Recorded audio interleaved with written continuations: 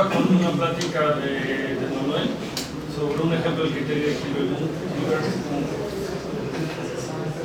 Gracias por venir. Bueno, pues sí, voy a hablar de Hilbert. Va a empezar muy básico, espero. Entonces, este es más o menos como el plan de trabajo. Entonces, voy a aplicar un campo algebraicamente cerrado de coeficiente cero. No voy a explicar muy bien qué cosas se pueden y no se pueden hacer. Si les da curiosidad, me preguntan. Y P2 va a ser el plano proyectivo, coeficiente acá. Entonces, una curva algebraica plana de grado D va a ser los ceros de un polinomio homogéneo, en este caso de 3 variables, porque estamos en el plano, y de grado D de la curva. Y dos polinomios homogéneos definen la misma curva, se difieren por un multiplicador. Entonces, intuitivamente, yo quiero que un pincel, que es como de los objetos que voy a hablar, un pincel de curvas planas de grado D, sea como una familia de curvas de grado D que está variando, y que el parámetro con el que está variando es una dimensión, o sea, solo son parámetros. Es como mi idea intuitiva. Entonces vamos a trabajar un poquito en esto. Entonces la acabo de poner, pero la voy a volver a poner. Esta es la definición de curva plana, ¿no? Los ceros de un polinomio homogéneo de grado D y dos definen la misma curva si difieren por un múltiplo esperado. Entonces eso lo que quiere decir es que yo puedo pensar al conjunto de curvas planas de grado D como el espacio proyectivo de este espacio vectorial. Son los polinomios de 3 variables, como la parte homogénea de grado D y el proyectivo. Entonces, lo chido es que esto es una variedad, parametriza curvas de grado D. Y bueno, si yo tengo un punto en el plano proyectivo y yo me pregunto si la curva definida por F pues pasa por ese punto, uno escribe eso en coordenadas y resulta ser que te da estos A y J son los coeficientes del polinomio. Entonces eso te da una condición que ahora es lineal en los coeficientes A y J. Eso no parece lineal, pero el punto es el que está fijo y la F es la que estoy buscando. Entonces las variables son las A y J. Entonces, que un punto esté en una curva es una ecuación lineal en este espacio proyectivo. Entonces, si yo quiero definir un pincel como una familia de curvas de dimensión 1 y yo quisiera, digamos, cortarla por condiciones de este estilo, los puntos pasan por ahí, entonces, como que esto es lo que yo pienso, ¿no? Que un pincel de curvas de grado D va a ser una subvariedad de este espacio proyectivo de dimensión 1 que está definida por ecuaciones lineales, es decir, una recta. Es como la idea intuitiva. En general, en los pinceles pasan cosas más raras. No es cierto siempre que están definidos porque pasan por ciertos puntos, pero intuitivamente esta es como la idea. Entonces puse unos dibujos aquí, no están muy chidos, pero bueno. Este es el pincel. Vale la pena decirlo. Si yo tengo una recta en cualquier lado del mundo y en particular en este espacio, pues yo la puedo pensar como que está generada por dos puntos, ¿no? Entonces, cuando yo doy un pincel, yo puedo decir, es el pincel generado por estos dos polinomios, o por estas dos curvas. Entonces, en este caso, este es el pincel que está generado por x más 1 por x menos 1. Eso es, lo que me está diciendo es que la x puede valer 1 menos 1, o sea, son estas dos rectas verdes. Y el y es y más 1 por y menos 1, o sea, son las dos rectas horizontales, ¿no? Entonces, aquí sí se ve que todas las curvas están pasando como por estos 4 puntos, ¿no? Como así cuadraditos. Bueno, este es el generado por la parábola y igual a x cuadrada, que si estoy bien es esta, no es la negra, y por y cuadrada, que es tomar esta recta con la multiplicidad 2. Y bueno, ahí está, ¿no? Tiene una parábola, adentro tiene unos círculos, y acá tiene unas hipérbolas. Y este es un pincel de cúbicas, ¿no? Que está generado por y igual a x al cubo y por SG, que son estas tres rectas horizontales. Entonces, de nuevo, ahí se está viendo que todas las curvas pasan por estos tres puntos. Bueno. Entonces, esto es lo que les decía. Si yo tengo FG, pues puedo pensar en el pincel generado por FG y está dado por esta fórmula. Y si les parece un poco raro, pues este U y B, como viven en el proyectivo, yo los puedo multiplicar por cualquier escalar y me da el mismo punto. En particular, yo los puedo multiplicar por un número para que U y B sumen 1. Entonces, esto me da la parametrización de la recta de cuantía analítica, ¿no? De TF más 1 plus TF.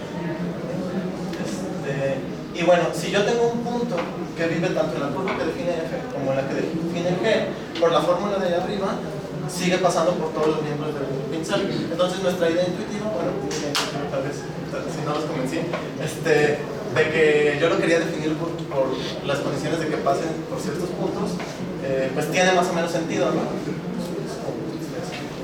Y bueno, el teorema de Bezout te dice que en términos generales, si yo tengo dos curvas de grado, bueno, de ciertos grados en el plano, entonces su intersección genéricamente tiene tantos puntos como el producto de sus grados, ¿sí? Entonces, bueno, no lo escribí, pero eso lo que nos está diciendo, si uno hace la cuenta, es que si yo tengo un pincel así como general, en donde los puntos donde se intersectan son exactamente d cuadrada, en este caso, el producto de los grados, entonces yo agarro un punto que no es de los de intersección y eso me va a definir una curva de manera única. Entonces yo puedo pensar que estoy moviendo el punto y estoy moviendo la curva del pincel. Es como más o menos una idea geométrica. Entonces, bueno, lo mismo que hicimos con las curvas de grado D, lo podemos hacer con los pinceles. Eso es lo que voy a hacer. Este espacio proyectivo que tiene esa dimensión, aunque lo escribí como por curiosidad, es el que parametrizaba pinceles de grado D, y dijimos que una recta en ese espacio proyectivo era un pincel. Entonces, resulta ser que hay una variedad, no sé si han visto un poco de esto, pero no está difícil de construir. Y si no, voy a hablar un poquito después. Que parametriza justamente líneas en este espacio proyectivo, ¿no? Esta es la grassmanniana de líneas en el espacio proyectivo de aquí me faltó un menos. Sí, perdón. Y bueno, la grassmanniana tiene esta dimensión. Y una manera en la que se construye, que es como la más clásica tal vez, es por medio de las coordenadas de Plücker, que se encajan en un espacio proyectivo de este espacio vectorial. No importa mucho, si no lo han visto, es como el producto antisimétrico, son como cuñas de 2 de polinomios de grado D, tiene esta dimensión que es así como horrible. Si nunca lo han visto, no importa tanto, igual ahorita va a salir en un rato. Pero bueno, las coordenadas de Plücker en este caso en particular están escritas así, de manera explícita, ¿no? Si elijo coordenadas, si elijo la f y la g, estos son sus coeficientes, entonces las coordenadas del pincel definido en este espacio proyectivo son estos determinantes. Bueno, pues determinantes, pero bueno, se les digo, determinantes. Y bueno, ya está. Entonces, lo que queremos hacer aquí es entender propiedades de los pinceles de curvas que no dependen del sistema de coordenadas que elegí en el plano. El plano tiene unas transformaciones que son cambios de coordenadas, y como que la idea intuitiva es, si yo agarro y dibujo el pincel en el piso como lo tenía dibujado acá, y alguien está parado por allá, tal vez yo lo veo distinto a la persona que está allá, pero el pincel no está cambiando. Entonces tiene que haber propiedades que yo pueda describir sin necesidad de decir que yo estoy aquí o que la otra persona está para acá, ¿no? Y tal vez hay propiedades que yo sí estoy viendo aquí y ellas se ven distintas. Más o menos quisiera entender cuáles son intrínsecas del pincel y cuáles dependen del sistema de coordenadas, ¿no? Es como la filosofía, digamos. Entonces voy a intentar entender el grupo de automorfismos. Entonces un automorfismo de P2 está dado por una matriz invertible de 3×3 y dos matrices que terminan la misma transformación y se definen por un multiplicar, es lo mismo que las curvas. Entonces el grupo SL3, este es el de matrices determinante 1, actúa en P2 porque son matrices invertibles de 3×3. Este no es tal cual el grupo de automorfismos de P2, porque hay algunas repetidas, ¿no? Si yo agarro una matriz de 3×3, quedamos en que el campo era algebraicamente cerrado. Si yo lo multiplico por una raíz cúbica de la unidad que no sea 1, la matriz es distinta, pero el determinante cambia por la raíz al cubo, o sea, por 1. Entonces sigue estando en SL3.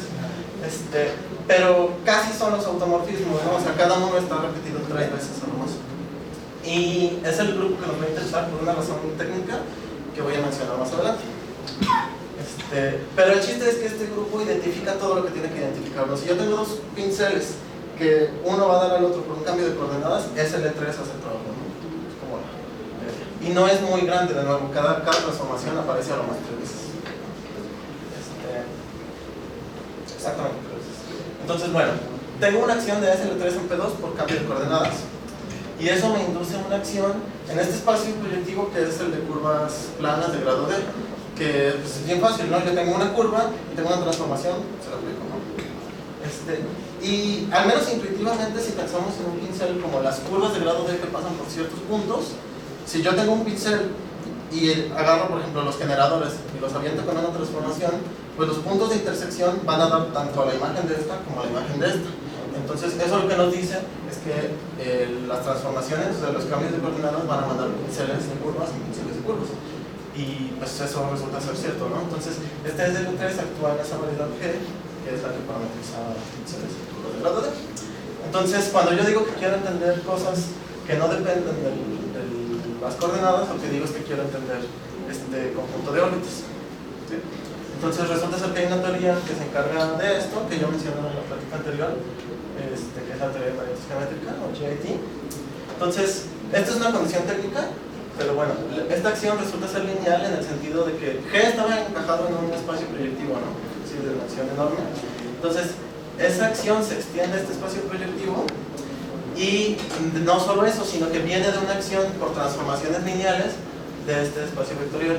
Eso es muy obvio, se puede hacer la cuenta, pero nos interesa, o me interesa, porque nos permite hacer la siguiente definición. Entonces, si yo tengo un vector aquí, es como una cuña de curvas, ese se llama inestable si cuando yo tomo la órbita con respecto al grupo SL3 y tomo la cerradura, le va a dar al cero. La órbita nunca contiene el cero porque este punto, bueno, no lo dije, pero es distinto de cero porque estoy pensando que vive en el proyectivo, ¿no? Pero cuando tomo su cerradura, pues sí puede incluir el cero. Bueno, es semiestable si no es inestable, y es estrictamente estable si no solo no tiene el cero, sino que la órbita es cerrada y su estabilizador es finito. Es como una definición técnica. Y bueno, un punto, o sea, en este caso un pincel es inestable o es semiestable o no sé qué, si cuando yo tomo un representante, pues será semiestable o lo que fuera, ¿no? Entonces, que la acción sea lineal me permite hacer esta definición a nivel del espacio vectorial y que la definición no dependa del representante. Y bueno, les digo, esta definición es muy técnica, pero tiene como una serie de consecuencias padres. Primero, estos conjuntos, estos son los puntos de la grassmanniana que son estables, y estos son los que son semiestables, ¿no? Stable, semi-stable. Son abiertos en cada uno, ¿no? Entonces, para empezar, G es irreducible, es como clásico de grassmannianas. Entonces, si yo tengo un punto estable, casi todos son estables. Lo mismo con los semiestables. Y bueno, G, los semiestables poseen un cociente categórico. ¿Esto qué es? Es un morfismo a cierta variedad X que resulta ser proyectiva, en el sentido que es un cerrado de un espacio proyectivo, que es invariante por la acción. Es decir, si yo tengo, en este caso, un pincel de curvas y pues tengo otro que es equivalente por una transformación del plano proyectivo, cuando yo los mapeo con la pi van a dar al mismo punto. Y es universal con respecto a esas transformaciones, que es parecido a, por ejemplo, en topología, si han visto como la propiedad universal del cociente, o en grupos cocientes, ¿no? Como la propiedad universal de G módulo H. Es universal en el sentido de que dar morfismos de esta grassmanniana, bueno, de este abierto de la grassmanniana a cierta variedad que sean invariantes por la acción, es exactamente lo mismo que dar morfismos de X a la variedad. O sea, como que me los factoriza. Y bueno, si yo me restringo a los estables, hay un abierto de X que, si yo restringo esta proyección pi, es un cociente geométrico. ¿Eso qué quiere decir? Lo que quiere decir es que si yo tomo, o sea, ¿qué es lo que está pasando? Si yo estoy en los semiestables, yo les dije que si yo tengo un pincel y lo mando con un cambio de coordenadas, la pi los identifica. Entonces, ¿a mí qué es lo que me gustaría? Me gustaría que si yo tengo un pincel, lo mando con pi y jalo la fibra, me regrese la órbita por el grupo SL3. Pero a veces eso no pasa y es muy fácil ver por qué. Bueno, una idea, y es que la preimagen de un punto que es un cerrado bajo un morfismo tiene que ser de nuevo un cerrado. Entonces, si mi órbita no era cerrada, pues no puedo que sea cerrado. Pero no es el único problema. Tal vez mi órbita es cerrada, pero está en la cerradura de una órbita más grande, ¿no? Entonces, como que la preimagen de mi clase tiene que jalar también a la órbita que tenía arriba. Y hay como cosas de ese estilo. Entonces, lo que significa un cociente geométrico es que eso no pasa. Aquí, pues los estables sí tienen órbitas cerradas, entonces la preimagen de un punto de estos es justamente una órbita, la que le corresponde. Entonces, este de aquí sí se ve como el conjunto de órbitas bajo la acción, digamos, ¿no? Como el conjunto de clases de equivalencia, tal cual. Este de aquí tal vez identifica cosas que no nos interesaba identificar, pero bueno, no está normal. Entonces, esas son como las consecuencias buenas de por qué nos interesaría saber quiénes son estables y quiénes son inestables. Y bueno, la onda con esto de la estabilidad es que si yo regreso a la definición esta de que la cerradura y no sé qué, eso es bien difícil de calcular, ¿no? Tú dices, ah, pues está muy bonita, pero aquí tengo un pincel, quiero saber si es estable o no, y pues ponte a calcular la órbita y sacar la cerradura y no sé qué, eso está muy complicado. Entonces, pues vienen estas cosas, ¿no? Entonces, un subgrupo, un parámetro de SL3 en este caso, es un morfismo de este grupo. Este es un grupo multiplicativo, ¿no? Es el campo menos el cero. Esta es L3, y es un morfismo tanto de grupos como de variedades algebraicas, que de cierta forma es como una curva, ¿no? Este es como de dimensión 1, entonces son como curvas en SL3, es como la identidad. Entonces, bueno, antes de escribir eso, como que la idea es, esta onda de estabilidad y no sé qué, tenía que ver con que si en la cerradura yo voy y le pego al cero. Entonces, como que intuitivamente uno como lo piensa, como en análisis, ¿no? Como que si el cero está en la cerradura de la órbita, hay como una sucesión que va y le pega al cero, ¿no? Entonces, la idea del teorema que sigue, no el siguiente, pero es justamente eso, ¿no? Como ver si cuando el cero está en la cerradura de una órbita, yo puedo encontrar una curva y cuando tomo el límite, me va a dar al cero. Cosas de ese estilo. Entonces, por eso nos interesan los grupos con parámetros. Entonces, bueno, está este teorema que es: si yo tengo un subgrupo, un parámetro de SL2, existe un sistema de coordenadas en el plano proyectivo que lo diagonaliza, que la acción se ve de esta forma, ¿sí? Eso es justamente la razón técnica que les decía de por qué preferimos a SL3 que al grupo. Este es como el grupo de verdad de transformaciones del plano proyectivo, pero para efectos de estabilidad y no sé qué, este grupo y este grupo me dan lo mismo.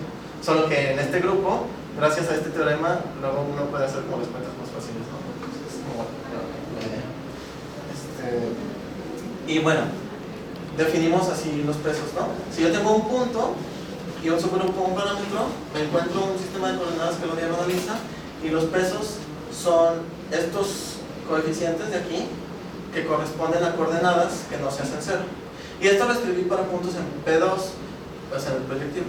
Pero pues, lo mismo se vale para puntos en la Grassmanniana, ¿no? Nada más que aquí en lugar de 3 coordenadas, pues voy a tener un montón de coordenadas.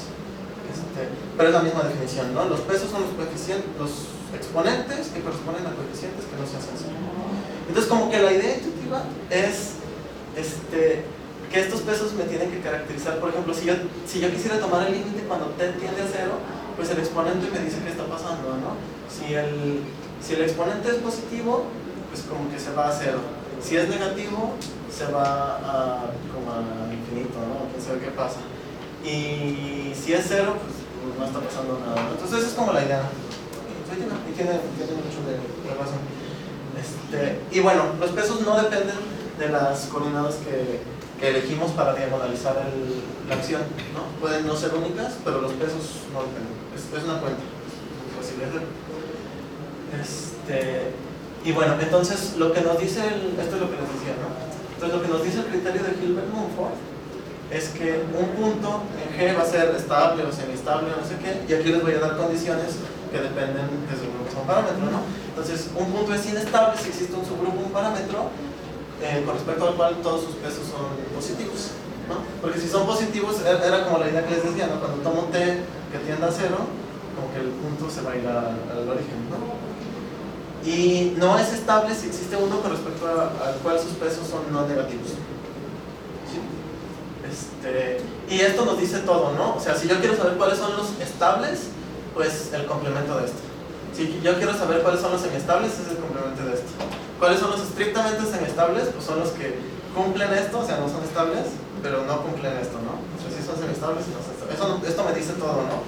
Y me lo dice en términos de la existencia de algún subgrupo parámetro. Entonces, como que es mejor para hacer cuentas.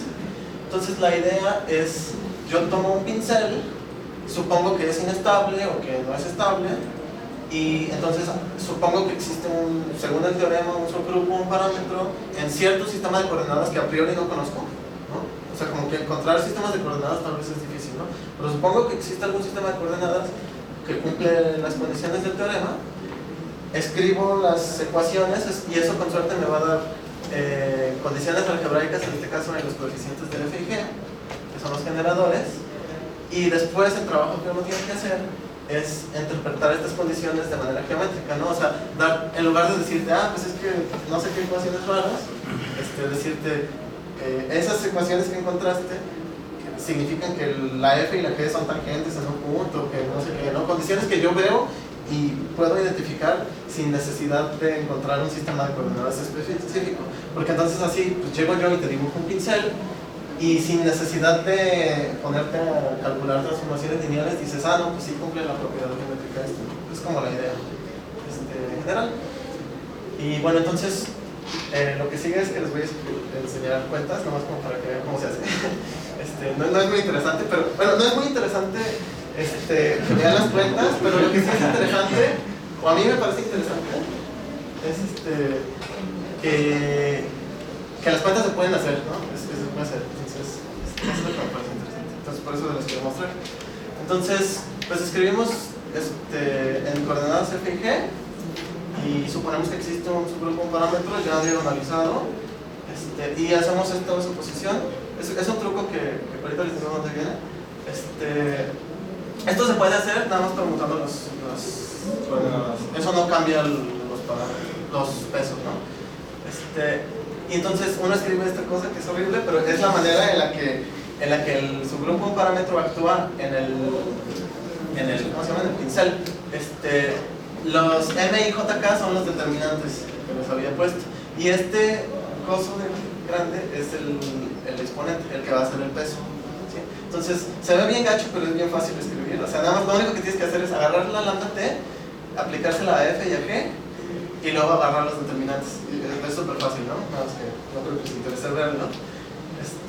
Y bueno, entonces este es el número, este es el exponente, y a mí me interesa saber si es menor o igual que 0 o...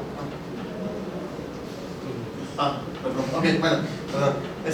Bueno, a mí me interesa saber si es menor o igual que 0, y uno hace unos trucos ahí usando esta suposición, y te sale como esta condición que nada más depende de un parámetro. Entonces esta es una tabla, se les explico muy fácil. Esta es la IJ, esta es la KL, y en esta columna, bueno, aquí escribí la A y la B para no hacerme bolas. Entonces, por ejemplo, en el 0, 1, 1, 0, esto lo que me dice es, si R vive en este intervalo, el valor va a ser, o sea, el peso va a ser menor o igual que 0, y si vive en este intervalo va a ser menor que 0. Entonces, por ejemplo, si yo supuse que era inestable, pues a mí me interesa que siempre que los pesos sean menores o iguales que 0, el coeficiente sea 0. Entonces, si la R vivía aquí, este tiene que ser 0, ¿no? Y así. Y entonces lo que vas haciendo es vas variando el parámetro R y te van saliendo ciertos grupos. Y bueno, creo que vamos a terminar aquí. Gracias.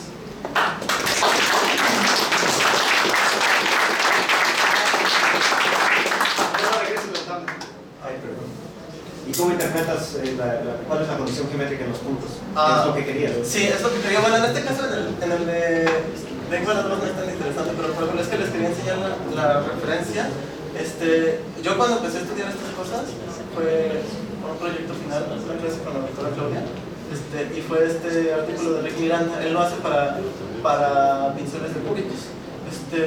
Y entonces hay que hacer unas cuentas, ¿no? O sea, no son tan difíciles, pues es como de sentarse y hacer los truquillos, pero lo que haces es agarras la f y la g y los escribes los coeficientes. Entonces, como f y g son generadores, me da lo mismo si hago, por ejemplo, f y f menos g. Es como que puedes hacer eliminación gaussiana en filas, como para ir simplificando términos.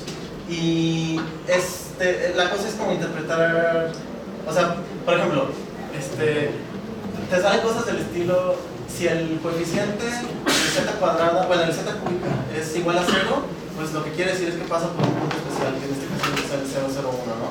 Y eso suena bien chafa porque pues, no hay ningún punto especial en el plano, pero cuando vas teniendo más condiciones, luego empiezan a pasar cosas alrededor de esos puntos, ¿no? Que las cosas son tangentes, o sea, hay que saber pues, qué significan los coeficientes de un polinomio en términos de la curva, ¿no? O sea, como que todo esto depende de que tengas cierta comodidad con las curvas que estás tratando, ¿no? Si me pones curvas de grado 800.000 y no sé nada de ellas... No, bueno, por el de cónicas, ¿no? Toma. No, eso es lo que quiero decir, ¿no? O sea, como que depende en cierta manera de qué sabes de esas curvas, pero tampoco es tan difícil, ¿no? Es como lo que te digo, ¿no? Si, por ejemplo, si los términos, no sé, el que tiene z al cubo es 0, entonces pasa por el punto 0,01, ¿no? Y luego te fijas en los de z cuadrado por x y por y. Entonces, si los dos son 0, pues te dice que es singular en ese punto, ¿no? O si nada más uno es 0, te dice cuál es la recta tangente. Cosas de ese estilo. Pero ahí eso con la fibración elíptica que te sale cuando explotas en las cúbicas. No, eso ya es después, pero no. Bueno, yo creo que a eso se refería César, a esa condición geométrica. Las fibras que te salen en la fibración elíptica cuando explotas. No sé si se refiere. Sí, porque el transtículo de Miranda hace eso. Lo que hace es agarra un pincel de cúbicas especial, que sí pasa lo que decía, ¿no? De que la intersección son puntos distintos. Tal vez no 9, pero son puntos distintos con alguna multiplicidad. Y explota con esos puntos, y entonces te sale una superficie que en casi todos lados está fibrada por cúbicas y a veces se degeneran a cosas como singulares, que es una superficie elíptica, ¿no? Y entonces da una caracterización de la estabilidad y de la semiestabilidad en términos de las fibras singulares de la fibración. En el caso en el caso de los 4 puntos que sale una del peso de grado 5. ¿Me puedes decir si...? Ahí lo puedes hacer con los puntos más enormes. Ajá, ¿me puedes decir si el tipo de isomorfismo de la superficie es la órbita de los 4 puntos mediante S de 3?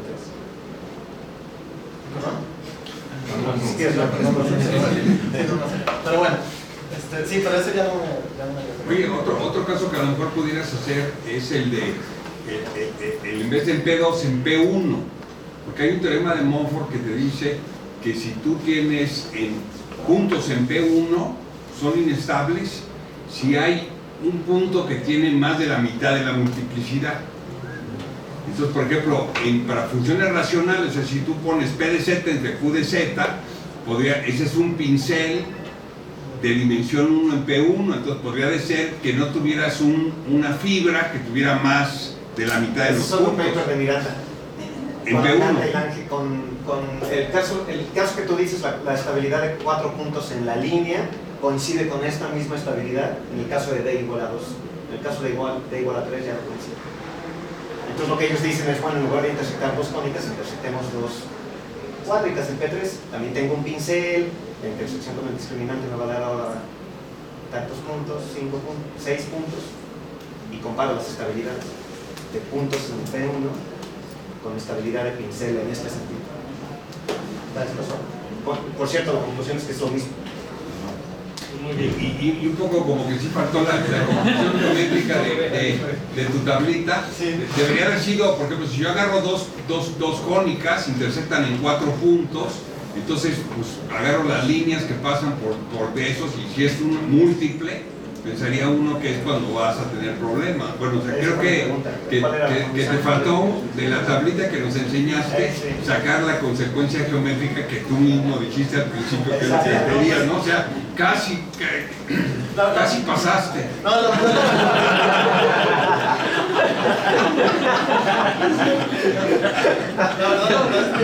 No se las quería mostrar mucho porque pues, estuve estudiando con Claudia porque ella me mostró un artículo donde hacían las cuentas y luego yo hice las cuentas y me salió como distinto, entonces ya no sé si pero